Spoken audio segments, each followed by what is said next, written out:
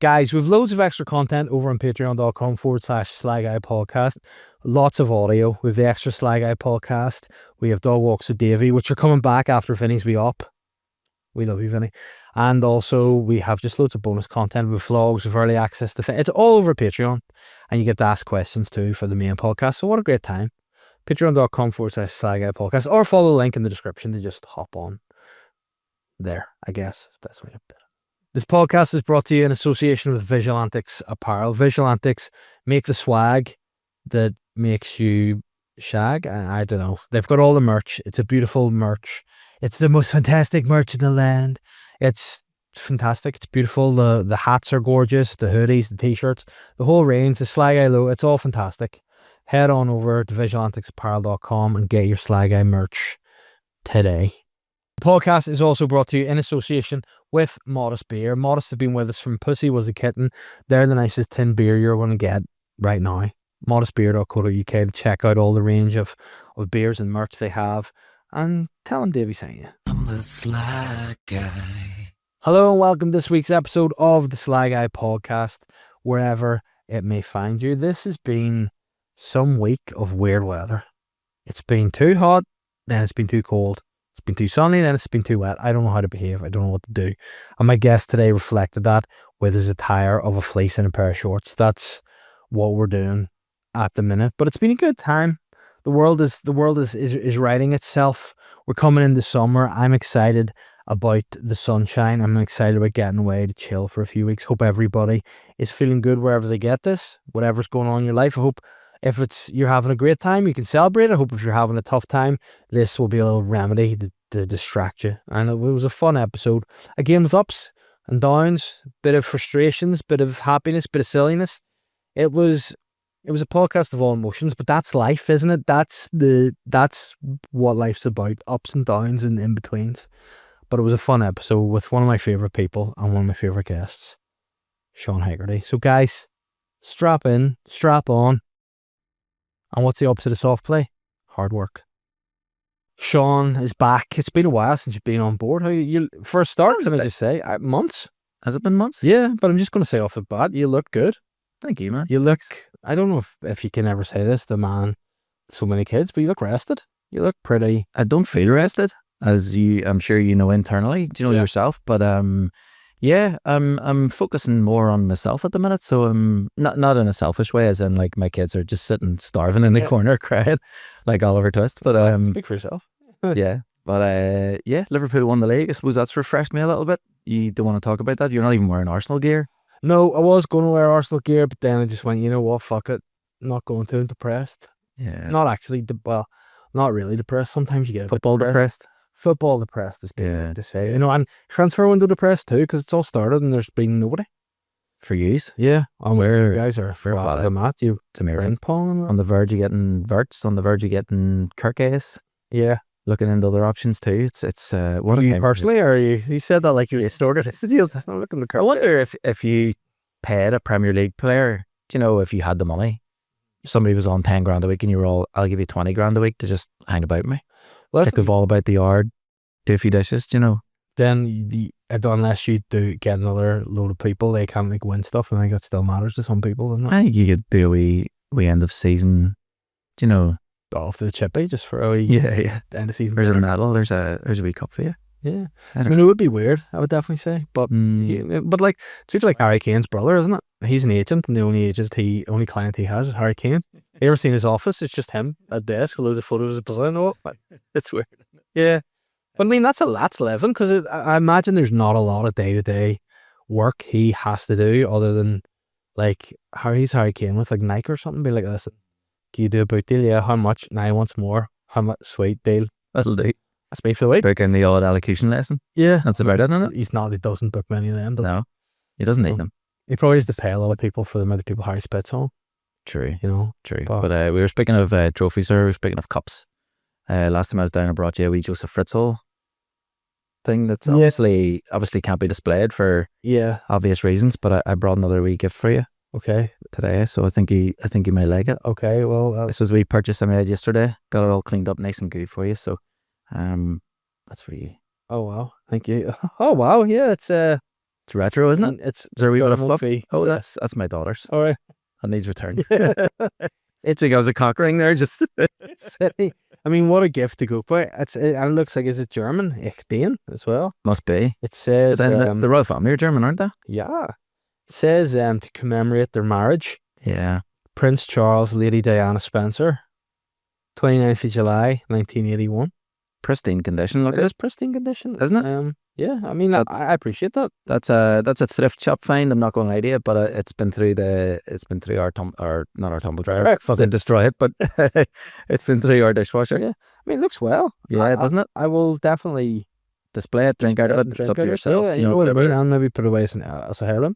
Yeah. But that's lovely. Thank you. There you go. You're welcome. Yeah, really. Don't like to come down empty-handed. You know what I mean? So I wish more guests would be like that and bring me presents, because I do feel like you deserve it. yeah. And more importantly, back to yourself. You're saying you're focusing a bit on yourself. What does that look like? Is this like doing wellness, or just what's Bit that? of everything, really. Last time I was down, I think we were discussing. I got a few messages after about, was it the Lion's Mane that I was on? Yes. Came off that when that tub ran out, to be honest with you. So I'm one of those guys where I'm like, I'm all about lines being yeah. done now. But as soon as it runs out, I'm like, right, what now? Where do I go from here? But yeah, still on the VHS trail, and got myself a fantasy football league video there, Badil and Skinner, just before I came in here, and a wee compact CD player as well. Nice. Just a wee You really label want to be Walkman. at school, yeah, nice. I really am. I fucking hate. See 2025. I hate it. Yeah. Hate everything to do with it. They're searching for Madeleine McCann again. Do you know what I mean? Just Let her go. go back to the old days when she was still alive. That's how That's cool. Yeah, that's true. Well, you still could. Who knows? Hold on to hope. Could well be. I'm actually going out there in a couple of weeks, not to look for a holiday, but Not with a I'll tell her when I'm there. I'll be there, just stand aside when they're trying to dig her. Go back to the left base. Yeah. But that one, that's a weird thing, because obviously, I mean, let's be straight about it. Because who wants to be gay? Let's be gay. Like, oh fuck! I saw it. I'm gonna tell you a joke that had me. The tears were tripping me. I don't know why it's so stupid, but it was just a wee like a meme. Someone had posted it out, and it was said, "Me, Doc, give it to me straight." And he was like, "It looks like you only have 6 months left to live." And it said, "Me, Doc, give it to me gay." It's giving 6 months. And for whatever reason, so I just hit you. And Catherine was like, "Why are you laughing?" I was like, "This is just so stupid." That is what really, really tickled me. But I love it. but I just think, like, is it an age thing?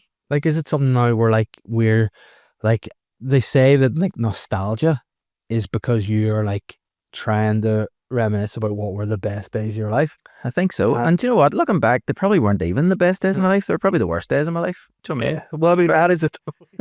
Had a very strict upbringing with not a lot of love involved. Do you know what I mean? So I don't know what I'm intending to go back to. Maybe just days where I'm just in my room, just crying on my own, watching the Goonies or something. I don't know. Just gooning while watching the Goonies. I don't know what gooning means, but I see it on the internet all the time now. A big goon sesh. I think it means like wanking a bit. Is that right? And then keeping on going. I Never stop going. It was before those days. Yeah. But I mean, I think that you get to a point where everything, and I think the go-to reaction and emotion is annoyance. Than it is to be like, oh, fair play to them. Yeah. And I feel like, I have been like, do you ever feel like you have to encourage yourself almost to be a psychopath? And what I mean by that is, you'll see something and your natural reaction will be, oh, fucking that annoys me. And then you have to go, no, it can't rise above it. Yeah. That's happening a lot. And especially, I think, in comedy now too. I feel like even TV, comedy, everything, I'm watching stuff and it's annoying me automatically. I'm like, why is it, so like this, they're just doing this because it's ticking boxes all the time, blah, blah, just making funny again. And then you're like, but you know what? There's still hope for an old white guy. I know, that's it. Like I did Lavery's last night, and Colin Geddes, the MC, was on before me, and he was talking about like, no, yes, the master of Show one time, let's go, get us. he was talking about feet and foot fetishes, and I was about to walk out, and you know me, like I have a full set list in my brain, and as soon as I get out there, I'm just like a dog in a butcher's. I'm just like, fucking, what'll I talk about here? Yeah. And my first joke, I went out and I said, like, Colin was talking about feet there. My wife actually got cold feet the night before our wedding. DVD box set, do you mean Nisbet? Yeah. and it got fucking 3 titters. Yeah. And I was like, this is the future of comedy here. Just, anything that happened beyond 10, 15 years ago, people have no idea. Yeah. People don't care. That same thing happened to me in Lavery's. I went in just after the war had started in Ukraine and Russia, thinking I've got the best bit ever. It was my premise was, what they need to do is send Gaza, solve the problem. And I had a whole thing about like the different stuff. You'd be like, okay, we've got a bear trap. I've got myself so far. This is what you need. Like, tell Putin it's me, Gaza. And everyone. And then I went back to like, man, no one knows what that is. I was like, nobody knows raw moat. What? Unbelievable. That was the best experience. That was the best news experience of my life. Yeah, that's the only time I've watched the news for 24 hours in a row post 9/11. Mm-hmm. Yeah. Do you know what I mean? Yeah. I'm like, when Gaza showed up with a fishing rod and a bucket of KFC, you're like, it doesn't get any better than this.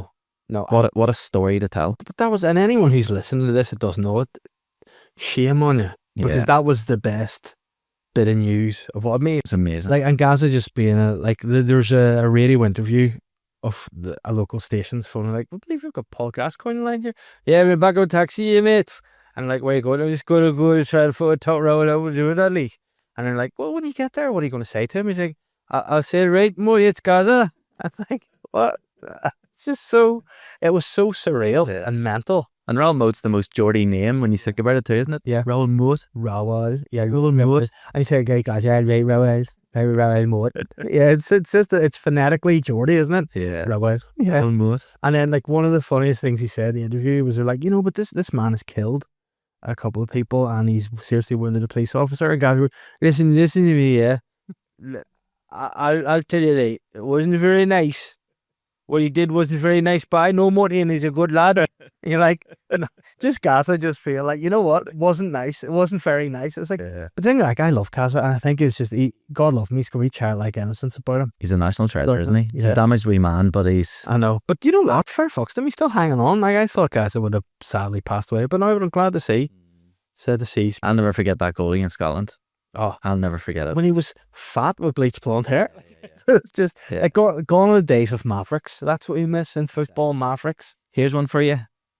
I was in Newcastle for my brother's stag do about 6 or 7 years ago, and we went into one of the bars, and it was like the biggest dive I've ever seen in my life. My brother was all like, there's ditties in here, let's go in, and girls lap dancing or whatever.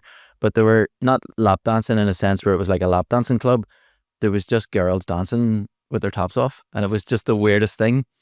But the guy who was on the decks was like just the dirtiest, oldest kind of mentality, or like, the days gone by. He had like that old kind of, like, he was DJing and stuff, and he goes, he asked this girl a question and she started answering, and he interrupted her and he goes, right, love, that's enough of that, just get your fucking titties out, will you, love? And there's just lads just drinking pints, just staring at her, just waiting to see titties.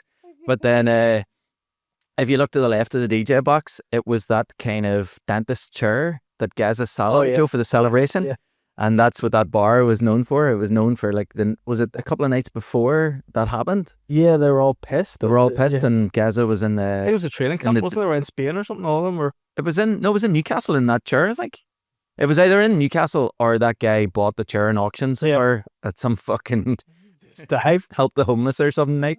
And he's brought it back to Newcastle, and it's like the centerpiece of this bar. But that's where the celebration and stuff comes from, where Gaza hits it over Colin Hendry's head. Yes. Buries it and then runs and like lies down. Because I think they got loads of shit, Joe, obviously, with the tabloids and stuff back then it was just a fucking cesspit, wasn't it? But that's like how that was acceptable is mental to me. Like, even the paparazzi and all, it's gross. Yeah. Disgusting. But that being said, like, even like the characters in football, you don't get them as much. Like, the last real character's probably Balotelli. Was probably the last mental person. By setting fireworks off in his house and stuff. Yeah, my favourite Balotelli story was he was driving around one day and he just drove past a prison. And he used to they said, what's that? Drove in. It was like, can I look around? No, you can't. It's fucking prison, you idiot. And he was like, oh, okay. Should have punched the fella in the face and went, what about now? Yeah. But show me one of your sales. And then another thing, he was doing autographs after a Man City training session. There was this wee kid there, and he's like, why are you not at school? And he's like, oh, I don't like go to school, I get bullied. He was like, in the car. He got this wee kid in his dad in the car and drove him to school and shouted at the bully. It's like, All right, just a mental guy. Like, Yeah. and I do remember a story Mourinho told about him. He was like, they were playing this match, and Balotelli got booked at leading up to half time, and I was like, spent the entire half time team talk being like, Mario, you can't get booked. Whatever you do, it's like I spent 14 to the 15 minutes trying to talk Mario down, and then said the other one was, let's just keep doing what you're doing. 2 minutes on the pitch, he's second yellow off. He's like, the guy's just what a guy. Wired differently. He's gone. I'll never forget the story. I did a gig with what do you call him? He's like a Welsh legend, football legend. Played for Celtic, West Ham, Arsenal. John Hartson. Did a gig with him a couple of years ago, and I feel bad telling this story because it's his closer, right? But it's fucking hysterical. He says he was at Arsenal and they were training one day, and Paul Merson came over to him and he goes, listen, I've just bought a new horse.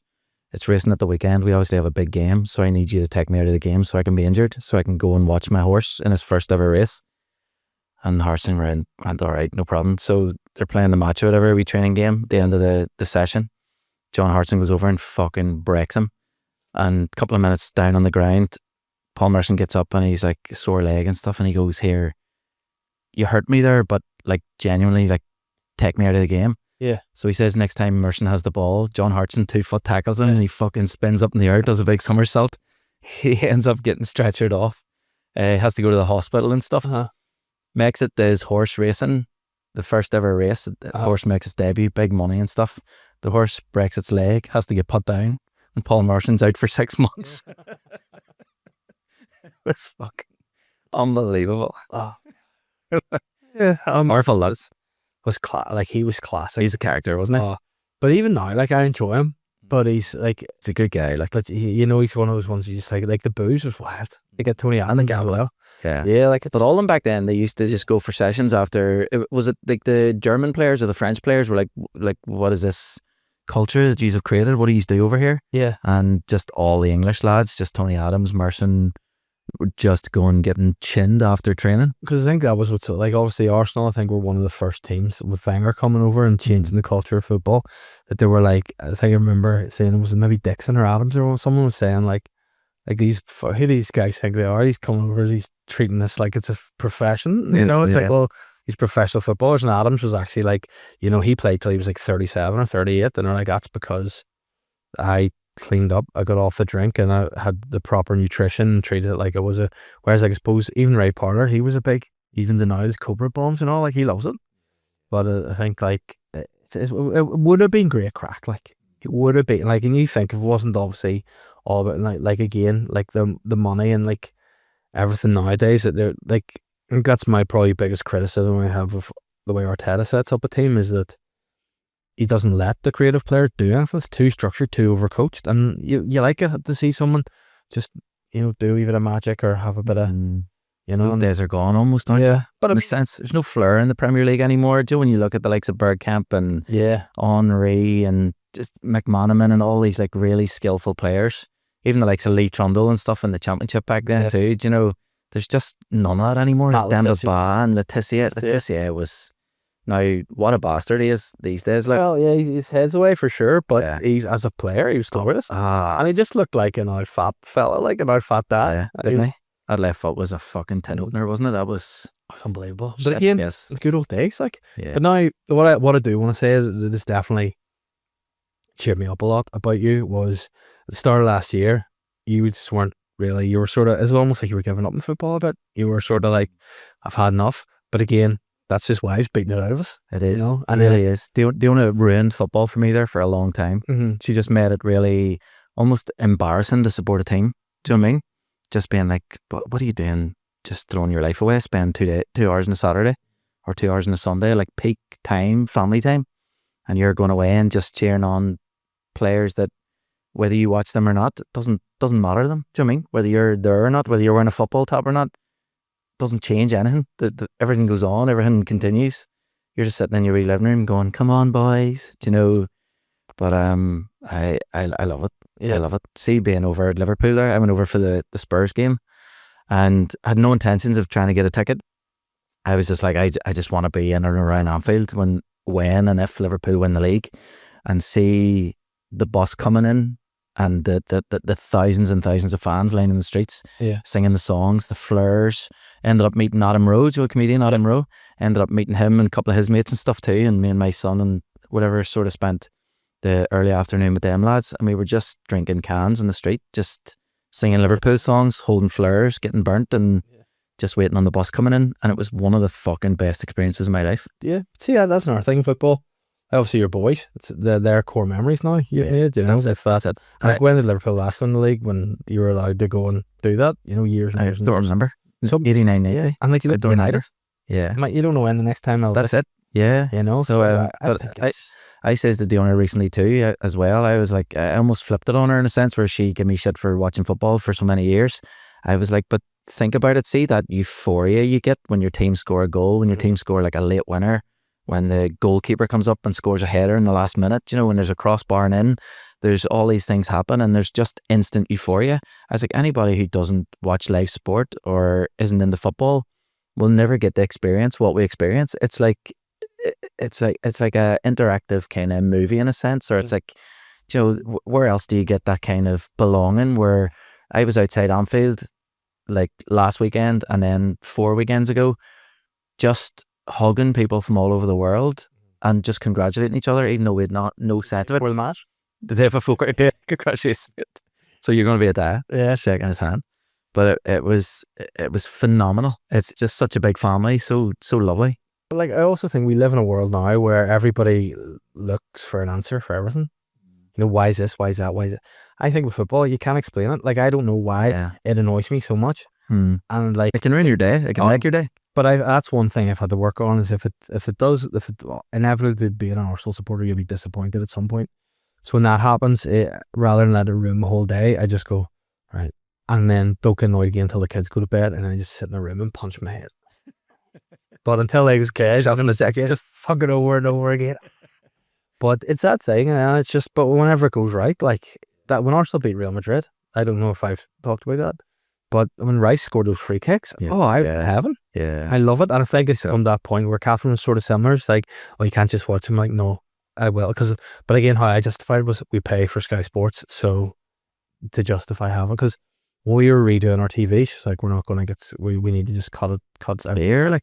Yeah, and I was like, you know what?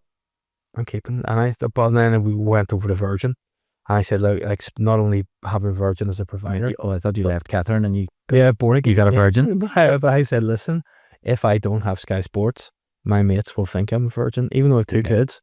They will be calling me Virgin. Yeah. And I need this, and then I got free movies with it too. I'm like, fucking great deal. But no, that's it. And I like seeing a Sunday. Like my girls will come sit with me for a bit and like watch a bit of football, and I'll go and play, and it's chill on a Sunday. My Catherine's working like during the week rather than her shift, you see, because if she had weekends on, weekends off, the weekends off, she'd always want to do something. Whereas now she's off every weekend. She likes a casual Sunday, likes a Sunday dinner, and I can watch football. Now, I'll not watch every single game all the time, but if Arsenal are on, it's good having a wee game on the background too, you know, even if the volume's off or whatever, just you can. Or what I like is when it's on the volume, you can hear it from the kitchen, and you're doing all the stuff and you're listening, and you hear the crowd roar and you nip your head right. Do you know what I did about 2 months ago, Joe? Well, just when the warm weather started coming in there, there was a match on, I think it was like the championship semi-final playoff, and I made myself a wee cup of tea when the kids went to bed and had a wee snack and stuff, and went out my back and sat on the patio furniture and listened to the match on the radio. And it was just a wonderful experience. Yeah. It was class. It's just so the radio's hard to beat too now, because I've got into that like a few nights when I have gigs and have to listen on the way back to matches, and the radio's great. Like, I was actually thinking I might get a radio in my office. I've just done the house up and done an office on, and I'm not going to get, the plan initially was I was going to, now this would have fucked everything, because I was going to get a TV in the office, and then it's going to get a PlayStation 5, and then it's going to get Grand Theft Auto. That's a slippery. And then I realised it's no longer an office. It's not an office. That's just going to be me playing Grand Theft Auto every night. It's a man cave, isn't it? Yeah. And with Catherine won't let me have a man cave, so instead I just spend most of the days doing a mangina instead, which is uncomfortable, but you know. So would you call your arsehole a man cave? Cave, yeah. Yeah. I wouldn't even send a man down there, go down one. Boy cave. Oh, boy. Yeah. Like my arse is where the Thai football team got lost in my hole.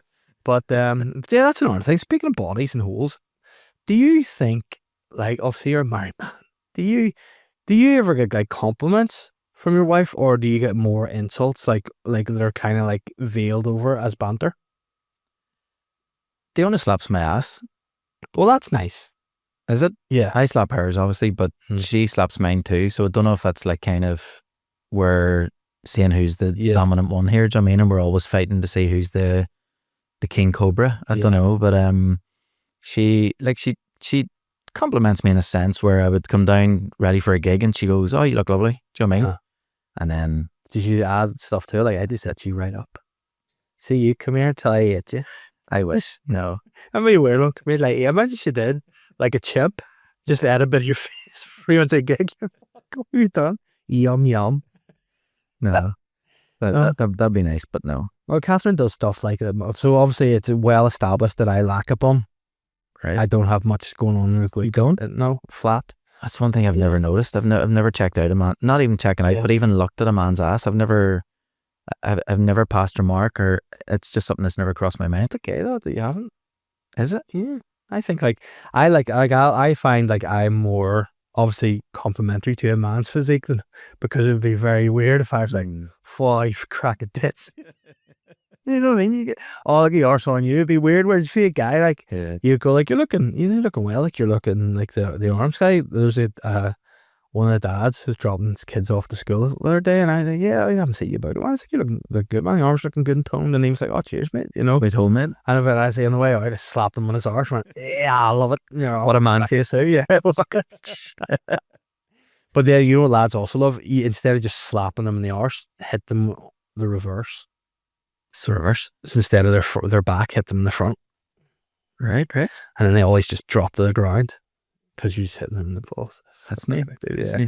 But no shit. So the other day, like I've been trying to get into the gym a bit more and keep on top of it because now I've lost a bit of weight, but I want to stop losing muscle. I just want to lose fat now. It's hard. So it is doable, isn't it? You can do that. Yeah, it's hard. You have to properly train though, and just hope that you can just lift heavy, isn't that right? And lift heavy, more protein. Do cardio and lots more protein. Yeah, those farts, wow. But how do you avoid that? How do you like? I know a few times before I've obviously went hardcore and I've been like 3 or 4 protein shakes a day and went on the broccoli and the tuna and things like that. But it destroys your insides. How do you combat that? Yeah, well, I mean, I don't think you can. I mean, if you just have to go, you fart like If you're going to be fit, you're going to be. You fart will stink like yeah. But I mean, I think like that's it. We have to like improve the protein to keep the muscle. That's the thing. Whereas, like with what I'm taking and stuff, like I don't want to just lose weight. I don't wither away because I want to just lose the fat. So now, because we're going holidays, I'm a bit conscious of wanting to I want to be confident with my top off. That's one thing, which I think it will be. Whether I'm not going to be in great shape this year, but it'll be a lot less uncomfortable than I have been. But is that not more a mentality thing, regardless of how you look? Yeah, but also you know yourself. Like, is this Big Daddy? That's yours. Oh, thank you. You know, if you feel like I think everyone obviously is body conscious to an extent about certain stuff that maybe no one else will notice. You know, like you might be like, oh, I just don't like the way like my feet point or something. Like no one will notice it, but like whenever you're like I used to be in much better shape. Like I would never be like he's a big ripped guy, but I looked strong and I was all right with top off. It was fine. Then I just like a couple of summers ago got so out of shape, hated being like even in t-shirts. I was like, I fucking just want to be covered at all times. And then like I had a real bad time on holidays when we were one of the kids. Like I admit, sure, I was in my swimming shorts. One of the kids needed the toilet, and it was like halfway across water park, and I had to walk topless further than I've ever. I was like, I just sort of feel like a catwalk, like all the eyes were on you. Felt like, and then like, yeah, it was just sit her in the pool and go for it. Yeah, but she needed shit. I'd be like, let's shit in my hand. I'll just straight down to the bushes. Go for it. You know? Do shit and then just do like the wee bottoms. Yeah. Just let it go out. Yeah. And then just flick it away with the water. Yeah, but and then shout, who's done that? Thinking, and then it'd be like, oh, was it your daughter? And you said it with her. It was me. I did it. Fuck off. But yeah, so I don't want to do that, and then I don't want to also be like stopping the kids having fun because I'm not like getting in and playing with them or running about or whatever. So I'll try to do that. But I've noticed when I've lost a bit of my arms aren't looking toned anymore, so I'm trying to do it. Fucking try to get my legs because I'm like, you need to work out the legs because it's a big part. So if you don't do them, you end up looking like everything will just train the leg. So all bulk up top and then just a wee pigeon at the bottom. So like I was getting all psyched up to go in and do a leg day. I haven't done a leg day probably in years. And I was like, yeah, let's fucking keep going. Got wee short shorts on.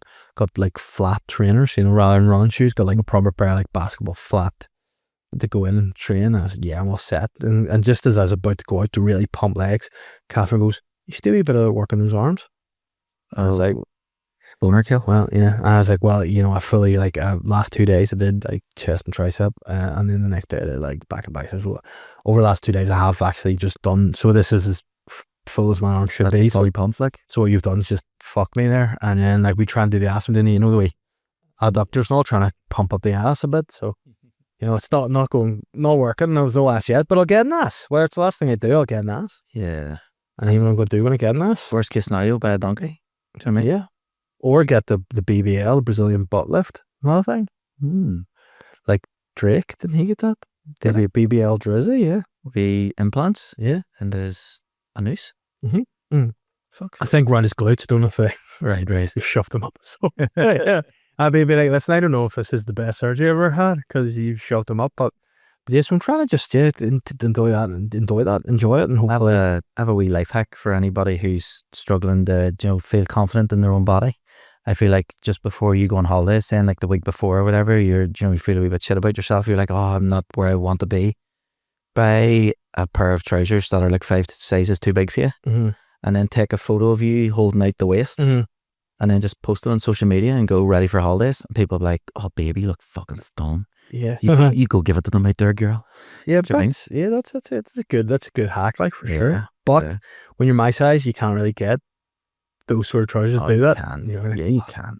But, so it is a weird one. And I think, like, we're in a time again now where I think generally the world needs to get a little bit tougher.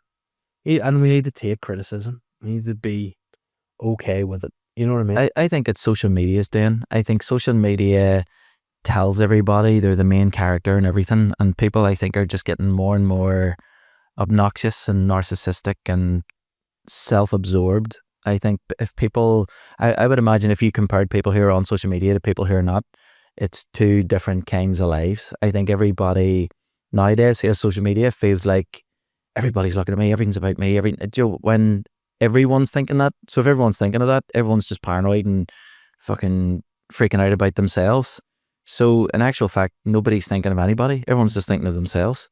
So I think that for me, especially in like having anxiety and stuff before going on stage, I've just thought to myself, listen, I'm doing a gig in Belfast. Belfast is one of 100,000 cities around the world. Do you know, think of how many comedy clubs are even on in this country tonight. Think of how many people, think of like another act that you see who's doing a gig and you're like, I don't give a fuck about that gig because I'm not on or it's nothing to do with me. Do you know what I mean? I feel like it's I born you here. No, I'm just no, not talking. Like swallowing yawns or no. I'm just up training at 5 a.m, but it's fine. 5 a.m. Well, I was in the gym 4 or 6, had to be up. Damn it, that's too early. No, but there's other stuff to do and I gotta get done. So they're so you're doing the like. That's how I feel. I just feel like, everybody's so caught up in their own world when you're just like, just fucking relax. No, nobody cares. Nobody cares about anything. Nobody cares about you. Everybody cares about themselves. Everything. What's it for? I know. What is it for? Because like I think, especially with given what we do, which at the end of the day, right? I have worked a normal job, quote unquote, in an office, whatever, public facing, and just check, make sure you've got the time for other engagement. But we look what we do. I worked another job. I go like when people go, what's living? Like, what's your dream? I'm genuinely living the dream every day. To be able to do this is fun. To be able to do the variation of work we get to do, it's class. Love it. And it's not lost to me that, and then at the same extent, I don't want it to ever feel like it's super pressure to like, and again, with social media, the truth of the matter is I just want to make funny stuff, whether that's written stuff, whether it's being in something, whether it's stand up, that's fine. I don't feel the love and desire for sitting watching myself back, picking clips, making clips of this, clips of that, recording everything I do. I'm like, I don't give a fuck, like, and I know people are like, but it's all part of it. I mean, but then what for?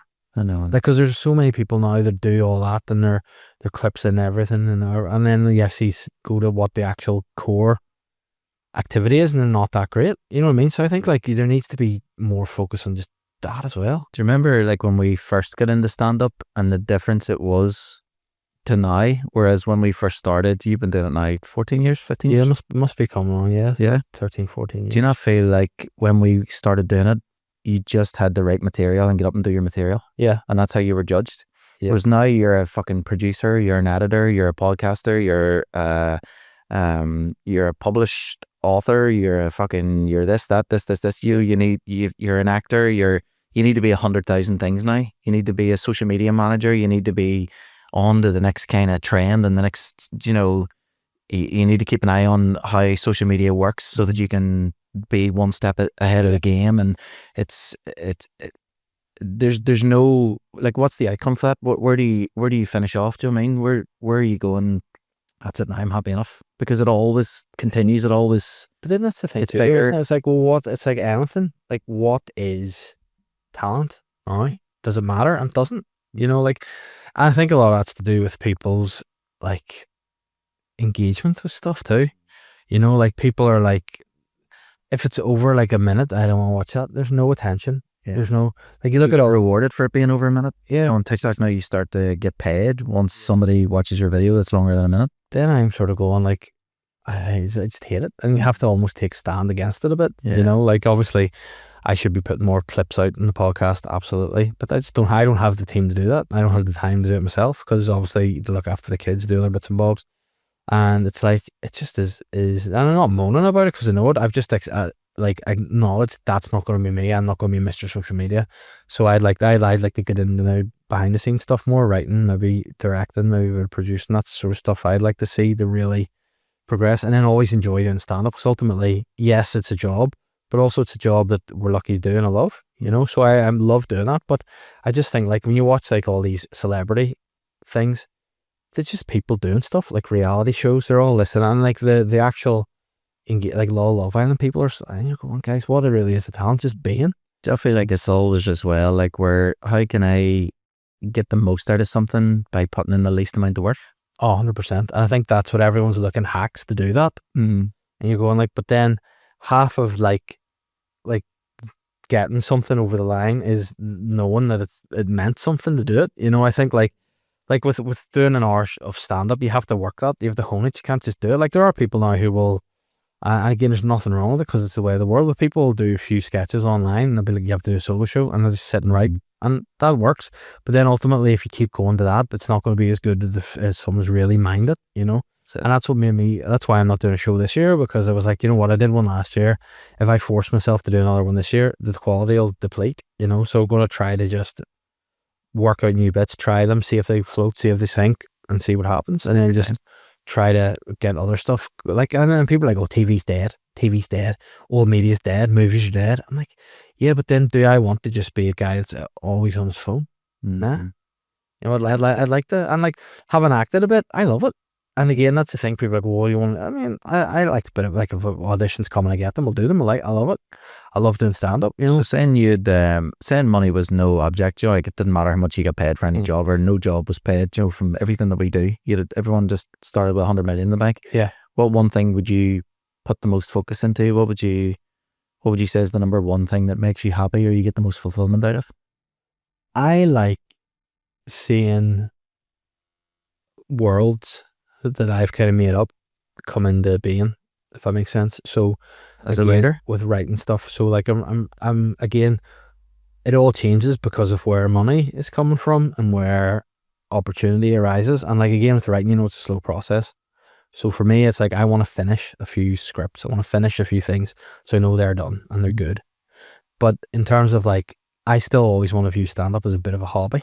Like, if I was doing everything else, I'd still want to do that as a hobby, because I enjoy doing that. I enjoy I like the process. That's it. Like, I like the process of figuring bits out. I like the process of writing bits. I like the process of coming up with scripts, and ideas, the camaraderie and the community too, that we've sort of all built. It's beautiful, isn't it? But I like it. But then at the same time too, it's like, people need to also remember that it's lucky that we get to do it. We're very fortunate to do it. And like, some people, I think maybe greed and money and status is getting a few people, and I think you need to also have the love for it.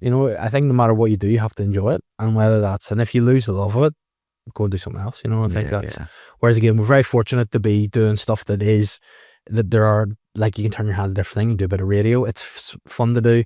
You know, there's nothing really, apart from probably corporate gigs are probably the ones you're like, that's not fun. But then you're being paid money, you have to go, I am a slut. That's it. Yeah. I'm a money slut. I don't Really want to do this. But then I like the worst 2 gigs ever, Dundalk and true to my word, never been back. Not that they'd have me, but same place or different? Oh no, places? 2 different places, but Dundalk's enough. I'll never do a gig in Dundalk ever again. Yeah. As long as I live, and then when I die, I don't want them to reanimate me and force me to go to Dundalk. At your funeral, I'm gonna whisper in Catherine's ear. I'm gonna go, he wants his ashes scattered in Dundalk. Fuck, can you imagine? There would be, like, my grave would be desecrated in Dundalk. They'd be like, ah, bastard. Oh, you fucking horrendous. But you know what? Like, that's the thing. In the day, it's a bit serious, but we were fun. We're just having a great time. Yeah, but there's frustrations everywhere, isn't there? In every job, in every life, and you know. It was our son Rocky's birthday yesterday, and we went to soft play. And just as we arrived, about 150 school kids arrived, and I despised every second until we had to leave. See, just the screaming, the tantrums, the fights, the rudeness of some of the kids. You know, lack of manners, so many things. Just I'm like someone with autism, just sitting there, just being like, all these cunts are just pressing every single one of my buttons here, and I'm so angry. Would you ever go get tested for anything as an adult?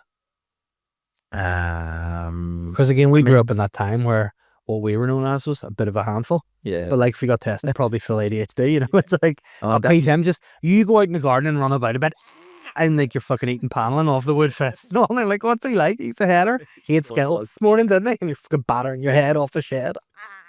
Yeah. I think I definitely have something. Like, do you think you have something? Yeah, but then a bit of me sort of thinks like, it's the old school mindset of I'll figure it out. Yeah. But at the same time, if I went and got it, I'd be like, oh, that might actually help me get more work. Yeah. If I'm just like, yeah, I feel like that too. Yeah. That's right. So well, I've got ADHD. Wow, you know, it's just, sorry to anybody out there with that, but you probably not have listened to this, like, the podcast. Yeah.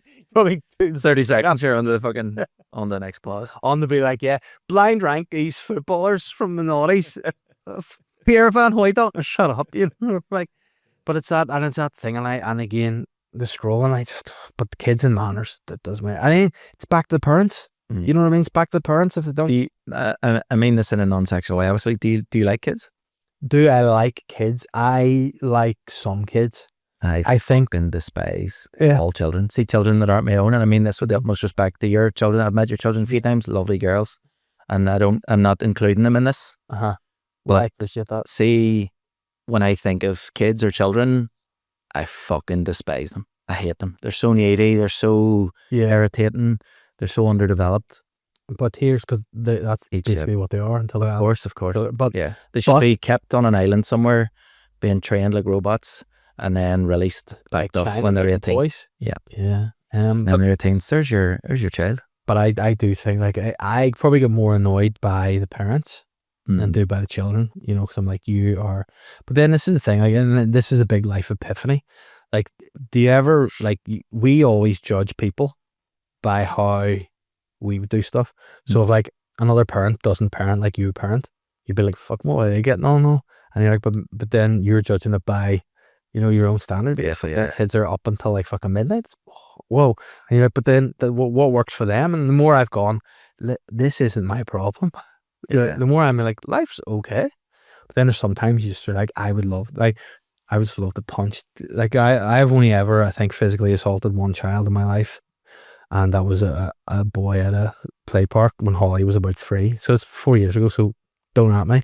But he was just at the top of the slide and he wouldn't go down. He'd be a dick and she was like going to fall off, was all stressed and going to cry. And I shoved him down. And no one saw me and he fumbled out the bottom. And I was like, oh, I love it.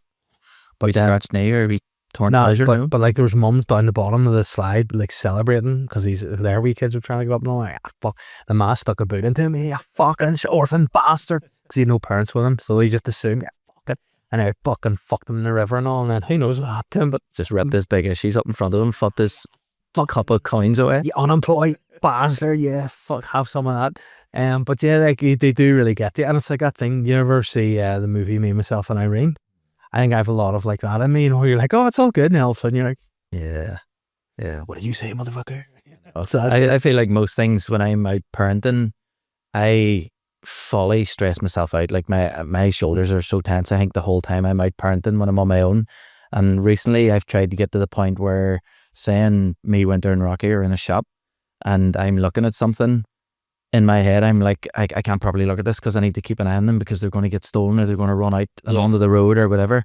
And more recently I've got to the point where I'm like, they're fine, they're always going to be fine. You know, I'm obviously more cautious than most parents. Until they're not. You know what always happens? It's always in the back of my mind. But would you be the sort of health and safety parent for the 2 years? A 1,000,000%. Give me some of that. Yes, fucking percent. I'm for that. But then I find like, I think I could come in a bit from being super worried all the time. But at the same extent, Catherine could maybe come in from being as chill as she is sometimes. You know, because what will happen is be like, I don't think they should do that. And she'd be like, but why? And then be like, you know, just get sick. They're scooting, like, don't go as fast as scooter. Oh, they're fine. And then boom, they fall, hit their head off steps or something. I'm like, well, and a bit of me wants to just go, I told you. But then also I'm like, fuck, my kids are hurt. Yeah. So there's that, you know, swings, let's go swing back and hit her in the face. Doesn't, you know, like, yeah. It's hard, isn't it? Mm-hmm. But you know what? I mean, this is another thing too. Obviously, you have a couple of boys that are adults now, technically. Oh, yeah. 100%. So, and like 18, 21. Does it change? Or do you still have your serious worries? It just changes. Yeah. Like my son's 21 in university in Liverpool, and I'm like, what the fuck's he at? If I don't hear from him in 3 days, I'm like, he's lying somewhere in some drug dealer's fucking spare room, coked off his tits, foam coming out of his mouth. Do you know what I mean? Hopefully. Yeah. At least he knows having a good time. But yeah, you know what I mean? It's you have constant worries no matter what. You're like, my son's taking driving lessons now, 18-year-old. And I'm like, all the time, like, he's got his own car and he's going out as like a learner driver with somebody sitting beside him. And I'm just constantly like, he's going to crash the car. He's going to take it out some night because there's nobody in the house. And he's just going to be like, I head down to the shop. I know how to drive. I'll be all right. Rip the L plates down the way he goes, you know. Yeah, I remember I did. I was like, I'm going to drive from my parents' house. And they live beside, like, so I was driving through and there's a wee country park beside them. I was like, I'll just go there through this wee country park, back to the house again. I had one of my mates with me in the car and I did that. And I was like, I'll just go around the country park and back. I remember there's roadworks going on at the entrance. This is like Leonardo DiCaprio, was it? And I just turned right and knocked all the bollards and all that. It's like, don't worry about it. If you get to the exit, why did you do that? And I was like, I don't know, but like a fully, like, it was like a Beckham cross. Instead of just turning the corner, I sweeped it around, just started whacking everyone down.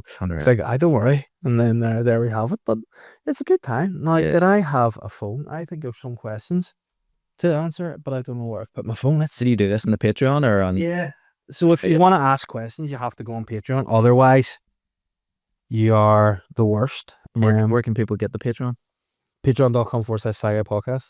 You still have your merch and stuff, yeah? Yeah, my merch is sweet to the beat. You don't have to buy something off you. Yeah, listen, or off wherever you get it. Just that. Okay, sorted. No, there's nobody against me. That I like the support. But you know what? Paul's good question. First of all, thank you for this question. How's young Vincent, my dog? Hope he's recovering well. I'm milking you for treats and yes, he's doing well. Found a lump in his head. Oh, got tested cancer. So, but they think that'll be enough to get it out. So, will you replace him while he's still alive? Yeah, well, we'll just get a new one, but that's his head. So they did a big job on him. But he's all like never end story there. I know he does look like that. What's fun? If you ever want to like put your mother-in-law on a dog, it's fun. So worth doing, isn't it? Or if you want to ever do your father-in-law too, that's even more fun. It's just a way to pass the time, isn't it? But so yeah, Vinny's doing well. He's recovering strong, and hopefully there'll be no more. Because if he's got any more, we have to pay any more bills for him. It's extortionate, isn't it? Yeah, you know what'll happen to him? He'll be thrown over the head in the marina. Yeah, he'll just be fucked to that. We love him. We love him. But a while back, my wife gave me bags of clothes, mostly all new with tags, and asked me to donate them to the hospice charity shop. Brother Dean, who's Paul's brother, not just a monk or something. Okay. Brother Dean rifled through them and took out branded items and sold them on eBay. Is he a snake? Or do you commend his business acumen and entrepreneur spirit? My wife believes that they went to a good cause and he made a few pounds, so the hospice can't miss what they never had. Your thoughts? Full Duncan Bonatine, that, isn't it? Yeah, well, you can start somewhere. Like, yeah. Especially with today's hustle culture. Like you were mentioning earlier where you brought the kids. Where'd you bring the kids? Did all the other kids were? Peter Pan's. But what was the place? Soft play. And what's the opposite of soft play? Hard work. Correct. And that's what pays. That's what you need. Yeah, so don't be all about soft play, be about hard work. Yeah, you need to do hard work at soft play. That's what we're all about. So you think it's a smart move, or do you think it's a bit sneaky? I love it. I'm all for that. Like here's sneaky in my own sense. I was thinking of volunteering in a charity shop near my house, not for the goodness of my heart, to get all the good shit when it comes in. So I'm like, hold that back and I'll. Especially now you're the VHS man. Yeah. Like you could get a few of those. I've hundreds and I have too many. And do you, this is another thing too. So for anyone who doesn't know, Sean is the old school man. He likes his VHSs. You've got the player. You are a player. Do you have like a window a week where you're like, I'll watch a film a week here? Or are you going to try? I have no time. It's the Goonies 40-year anniversary. I think on the 7th of June. It's probably going to go out after that. But I'm going to... Incorrect. It's going to go out on the 6th of June. Oh, yeah. Tomorrow, yeah. Should have been out today, but... Busy lives. Yeah, fun. Yeah. What about like drinking tea or your... Man cave? Princess. All right. Fucking... Yeah, I could be doing this, but I'm funneling tea out of my hole. But yes, it's sweet. Yeah. So I think it's the 7th is the 40th anniversary of the Goonies. Saturday? Or is that Friday? Saturday, yeah. Saturday. So I'm going to make it my mission to watch that. Do you know what I bought about a week ago? A 4-inch black and white portable TV. And it's class. I finally I bought about 10 different leads on Amazon and connections and stuff. Finally got it all wired up and figured it all out myself and got it working. And now that's a dad thing, isn't it? Like there's no sense of like I think the older you get, when you don't like to throw stuff away, you like to fix it, and when you fix it, there's nothing better. Sean Hegarty, yeah. And as well, I've so many ideas. Like I could have 150 YouTube channels. I could have one on VHS, and everything to do with all that. I could have a nostalgia one because I had my old 90s room. But you know what? I think there's something to be said for doing something like that. It's very niche, but there's a market there. Then everything's all like, I just think everyone's all samey. Podcast clips, views, ding, ding, ding, fuck off. I like doing something different. I would love to actually care about. Yeah. I would love to do almost like Sean Fixes It kind of channel, because there's so many things where... Oh no, I wouldn't call it. Now then. Yeah. I would... there's so many things over the past maybe 4 or 5 years since I sort of realised that I'm now a man and I need to step up and do things, and I own my own house, and I no longer have a landlord where something breaks and I go, you can't fix it. So I have to fix things myself. So I've fully the past 4 or 5 years, just something breaks in my house or something goes wrong and I'm like, right, learn how to fix it here and do it. Do you remember the first thing you were like, that you actually felt like old me wouldn't have done this, and you're like, I'm a changed man for the better? When I built my cabin. Yeah, I built the cabin myself. That's right. Took 10 days, I think, of like fucking 14-hour days. That's still quick. Doing that by yourself, not time. But I'm an all or none guy. That's why. See, when I set my mind at something, nothing will stop me until I've done it. And then the opposite of that is just me going, I've no love for that. I have no interest. Yeah, and I just don't bad mind it. No, because like I remember we had left a scooter. No, in fact, I'm a deceiver. We bought a scooter from like online Facebook marketplace for Holly, and it had come and we picked it up and it was a bit shit. It was like the handles, when rubber gets a wee bit like old, it's a bit flaky. And then when I got, it's a bit shit, it only cost $5 or something, so we're like, we'll just bin it. And I went, nah, leave it with me. We'll see what I can do. So I sourced new like replacement handles, so pulled off like the rubber bits, popped them on, got a bell for it, so ding ding ding, shone it up really good, got some good clean. Good as new, still to this day you have it, and that was maybe 5-6 years ago. That's class, that's what it's all about. And I love it. And then my dad is what you would call in some areas as a lazy guy. I'm going to say a lazy bastard, but that sounds a bit harsh on him. He's a good guy, but he's a bit like, everything to be, get a man to do it, get a man, sort of that. When we were staying in our house and we were having work done at ours, the tumble dryer broke. It was spinning, but it was cold. And I was just like, I wonder, and went off to YouTube and looked it up, and there's like, you could do this. So I deconstructed the entire tumble dryer and found out what the problem was, tried it, thought if it doesn't work, then you get the man out, put it back together. worked, and I've never felt more like Makes you feel like you've a 4-foot pick, doesn't it? Yeah, and like I shown my own dad. I'm a man. Like, what about that? Yeah. I would just strip naked there and then and just walk around my house. Yeah, Just I'd be like, you know what? spitting in people. Wait, spit on it, Dad. Yeah. I mean, spit on it. There you go. Fix your tumble dryer. Yeah, have some of that, Daddy. Feels good, doesn't it? Oh, it's nice. And then I thought to myself, you know what I've done? Saved them 60 quid. You know what they could have done? You know, I thought I should have done. I said I didn't save them 60 quid because I charged them that again. But you know, it's but it's a good job. But I love that, and like I will try to fix everything. Now sometimes you just go, you know, there's nothing you can do there. But like if I'd have known how expensive the vets were going to be, I'd have tried to doctor his video myself. You know. Yeah. But for me, I have a sewing kit. Do you know what I mean? Yeah. That I can write. You tell him, I have a chainsaw too, so at the end that fucking cancer right out. Easy. That's what I said. So do you have anything else? We're working on tour. When's it start? Tour the end of August, all of September, October. Bangor sold out, which I'm loving. So we put on a second date for Bangor in October. Going on a wee holiday as well towards the end of the tour, and then I come back and finish the last few dates. Who's doing your supporting Bangors? Doing it? Dion's doing most of them. Come down, do you know what I mean? Yeah, I'll come down hang out in Bangor. I like to hang out in the courthouse. Like 15 minutes. I'll do that. Not a bother. We'll figure it all out. I have a show that's at Party Open House Festival this year in Bangor. So lovely. When's that? 31st, I want to say, of August. Sweet. So yeah, I'm doing a double header with another comedian who rhymes with Ricky Fartlett. Oh, so, right. Yeah, back to the Wall Garden. That'll be a nice time. That'll be very nice.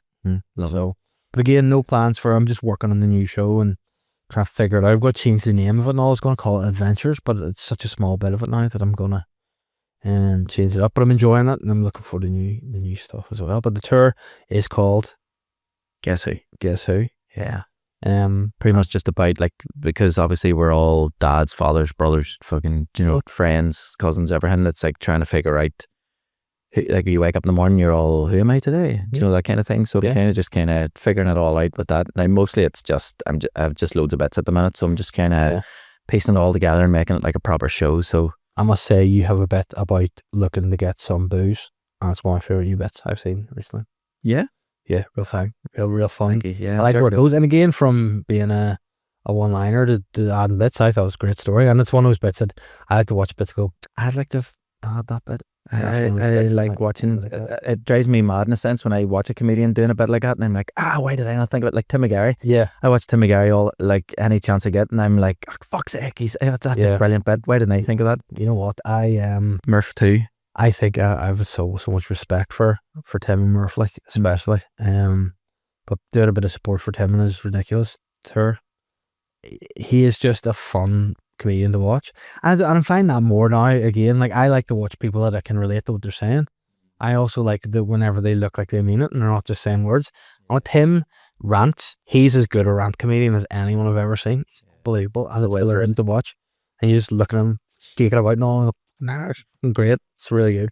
Obviously Murph as well, it's fantastic. So yeah, it's been a pleasure to watch. I got to see his last show, which was fucking hilarious as well. So yeah, so just in those moments, you're like, this is nice. We get to go and do a wee bit of support here, and then watch masters at work. That's you know, so they're masters at work, and then just that'll be a Sunday to the new class. Do you know what I mean? Nah, cause see these new ones coming through. They don't want. They want it all now. They want this. They want to be paid straight away. You know what you? No, way head butt doesn't sort out. Nah, exactly. You know what? I think new comedians need to go through like the Louis C.K. school of watching older comedians wank. Yeah. In a room full of female comedians. Nah, boo, no, man. Yeah. Toughen them up. I actually think I would probably feel more comfortable having my dick out in front of male comedians.